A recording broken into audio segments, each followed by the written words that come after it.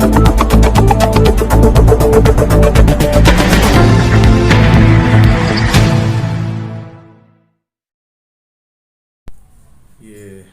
आप किसकी बात कर रहे हैं, यही मुझे वो नहीं आ रहा है। कौन केनेकर की बात, किसकी बात कर रहे हैं आप? आज इनकी तरफ से एक स्टेटमेंट जारी हुआ कि जो कांग्रेस जो पक्ष है वो धीरे धीरे कम होते जा रहा है, ऐसा उन्होंने आज स्टेटमेंट दिया। पहली चीज़ तो ये कौन सज्जन है, इनके बारे में भी हम सही तरीके से नहीं जानते। कांग्रेस के बारे में बात करने की मतलब इनकी क्या स्टैंडिंग है, इनका क्या ओहदा है, ये भी मैं नहीं जानता।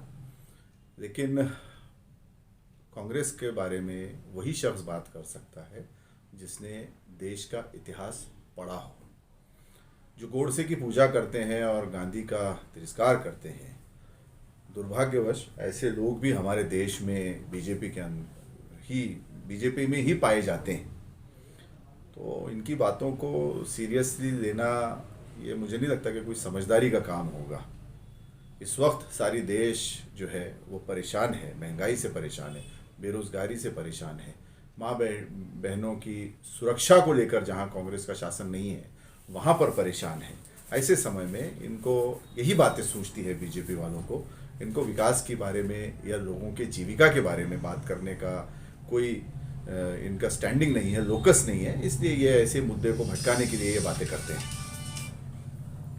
जैसा कि उन्होंने कहा कि कांग्रेस में बड़े बड़े दिग्गज लीडर थे, लेकिन आज कांग्रेस का क्या मकाम है वो कुछ मकाम पर नहीं है, तो हम ज़्यादा उन पे बात नहीं करेंगे, ऐसा भी उनका एक स्टेटमेंट आया।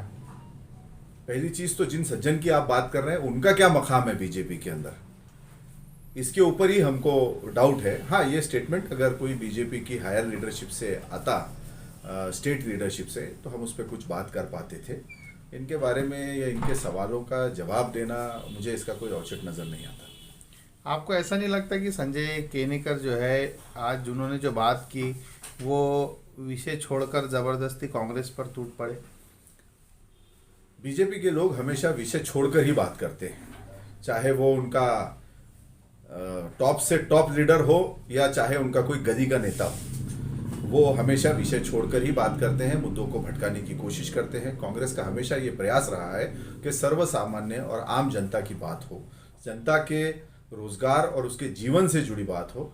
लेकिन ये लोग तोड़ मरोड़ कर, झूठ बोलकर और अपने पास जो भी ये जुमलेबाजी करते हैं, क्योंकि ये जुमलेबाजी का भी जो शब्द आया है ये उन्हीं के राष्ट्रीय अध्यक्ष और उनके सुप्रीम लीडर के पास से आया है कि वो जुमलेबाजी करते हैं। तो इनके बारे में तो अब जग जाहिर है कि ये लोग कभी भी सीरियस डिबेट नहीं करना चाहते। नाना पटोले के बारे में भी कहा उन्होंने। नाना पटोले जी के बारे में बात करने की मुझे नहीं लगता कि उनकी कोई हैसियत है या उनकी कोई स्टैंडिंग है उसके अंदर। नाना पटोले जी वो नेता हैं जिन्होंने नरेंद्र मोदी के मुंह पर राजीनामा फेंक कर किसानों के विषय में ये वो बाहर निकले और उन्होंने अपने खासदारगी का रेजिग्नेशन दिया। उन्होंने महाराष्ट्र में जो काम किए हैं जिससे आज हम देखते हैं कि संगठन में एक नव चेतन निर्माण हुआ है और जिसको बीजेपी बहुत ज़्यादा इस वक्त उनके आने से डरी हुई है। तो ये उनका कोई अगर कोई छुटवैया नेता आकर नाना भाऊ के बारे में बात करे तो मुझे नहीं लगता कि हमको उसको जवाब भी देने की ज़रूरत है। हाँ, अगर कहीं कोई उनके स्टेट लीडरशिप से कोई अगर आता है तो ज़रूर हम उसको जवाब देंगे। आपको ऐसा नहीं लगता कि बीजेपी विकास के काम को छोड़कर फालतू दूसरे मुद्दों पर ज़्यादा बहस करती है? दिन को दिन लगना, मुझे लगता है ये कोई बात ही नहीं होगी। जो है तो है, बीजेपी हमेशा से विनाश की बात करती है। इस देश का उन्होंने विनाश कर रखा है, चाहे महंगाई हो, बेरोजगारी हो, किसानों के मुद्दे हो और गरीबों के मुद्दे हो, मजदूरों के मुद्दे हो। देश को उन्होंने बेचने के लिए पूरा निकाल दिया है। जो भी 60-70 सालों में कांग्रेस ने बनाया था, आज तो हमको उनको ये बताने में डर लगता है कि हमने क्या क्या बनाया था। पता नहीं कल वो भी वो बेचने के लिए निकाल देंगे। जितने कारखाने, जितने उद्योग जो भी कांग्रेस ने खड़े किए थे, उसको आज आप देखते हैं कि बीजेपी की सेंट्रल लीडरशिप ये बेच रही है। तो अब तो हमको ऐसा लगता है कि देश में जो कुछ बना हुआ है वो जनता का है, वो इस देश के लोगों का है, वो बताने में उनको हमको डर लगता है कि कहीं ये उठा के ये भी ना बेच दें। तो बीजेपी का तो जो एजेंडा है वो देश का विकास नहीं, देश का विनाश चाहते हैं।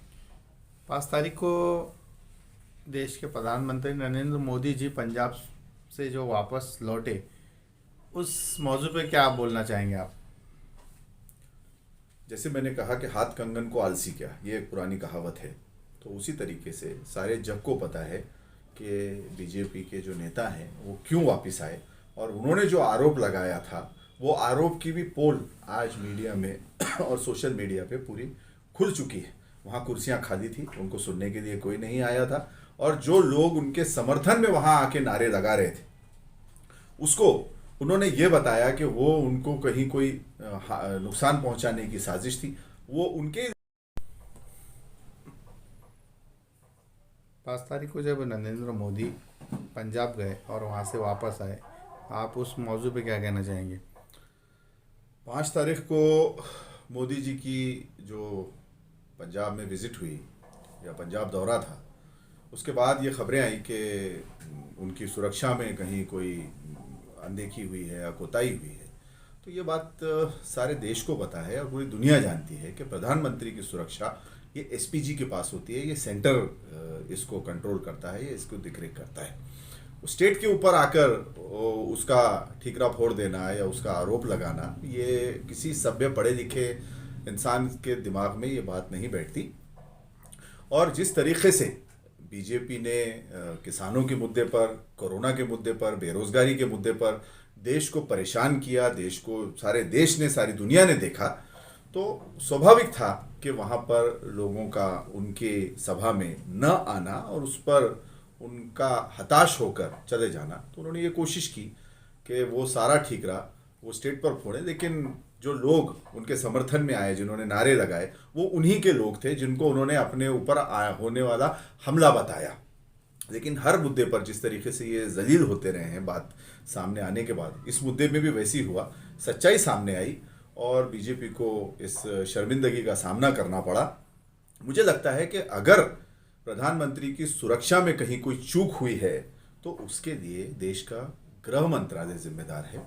अमित शाह जी को इस पर तुरंत रिजाइन करना चाहिए और इस पर इंक्वायरी होना चाहिए, क्योंकि सुरक्षा ये एसपीजी के पास थी, स्टेट के पास नहीं।